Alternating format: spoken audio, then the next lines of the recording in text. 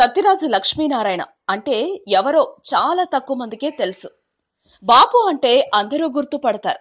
ఒక చేత్తో చిత్రాన్ని గీస్తూనే మరో చేత్తో చలనచిత్రాన్ని తీయగల కళాసవ్యసాచి బాపు. ఆయన ఒక మౌన ఋషి.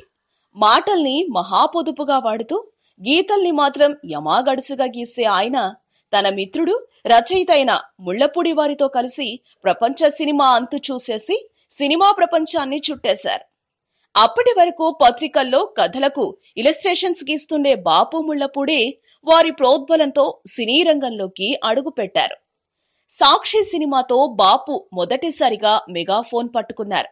ఆ సినిమా సాధించిన విజయంతో ముత్యాల ముగ్గు, మన ఊరి పాండవులు, అందాల రాముడు, బుద్ధిమంతుడు, కలియుగ రావణాసురుడు, గోరంత దీపం, మంత్రిగారి బియ్యంకుడు, భక్త కన్నప్ప, పెళ్లి పుస్తకం, మిస్టర్ పెళ్ళాం, రాంబంటూ, శ్రీరామరాజ్యం లాంటి ఎన్నో అద్భుతమైన చిత్రాలు తీసి తెలుగువారికి కనుల విందు చేశారు. అచ్చ తెలుగుదనాన్ని ప్రేక్షకుల ముంగిళ్లలో ముత్యాల ముగ్గులు చేశారు. అంతేకాదు, గోదావరి నీళ్లతో తన సినిమాలకి అభిషేకం చేశారు. బొమ్మలు గీయటం, సినిమాలు తీయటమే కాకుండా ఆయనకు మరో విద్య కూడా ఉంది. మౌత్ ఆర్గాన్ బాగా వాయిస్తారు. ఒక దశలో రమేష్ నాయుడు ఆర్కెస్ట్రాలో మౌత్ ఆర్గాన్ ప్లేయర్ గా కూడా పనిచేశారు. అయితే ఎవరికీ తెలియని మరో విశేషం కూడా బాపు సినిమా జీవితంలో చోటు చేసుకుంది. అదేంటంటే, ఆయన ఒక సినిమాలో ఓ చిన్న పాత్ర ద్వారా తొలిసారిగా తెర మీద కనిపించారు. అది కూడా ఆయన దర్శకత్వంలో తీసిన సినిమానే.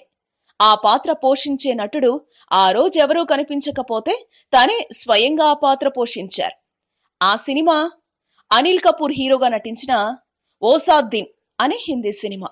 ఈ సినిమా బాపు డైరెక్షన్ లో తెలుగులో రూపుదిద్దుకున్న రాధా కళ్యాణం సినిమాకి రీమేక్.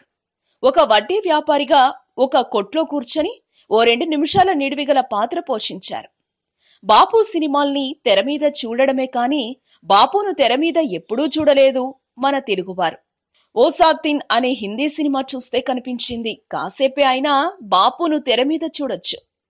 ఈ వీడియో మీకు నచ్చితే ఓ లైక్ కొట్టండి, మీ ఫ్రెండ్స్ కు షేర్ చేయండి. ఇలాంటి మరిన్ని ఆసక్తికరమైన విషయాలు తెలుసుకోవాలనుకుంటే మా యూట్యూబ్ ఛానల్ ను సబ్స్క్రైబ్ చేయటం మాత్రం మరవకండి.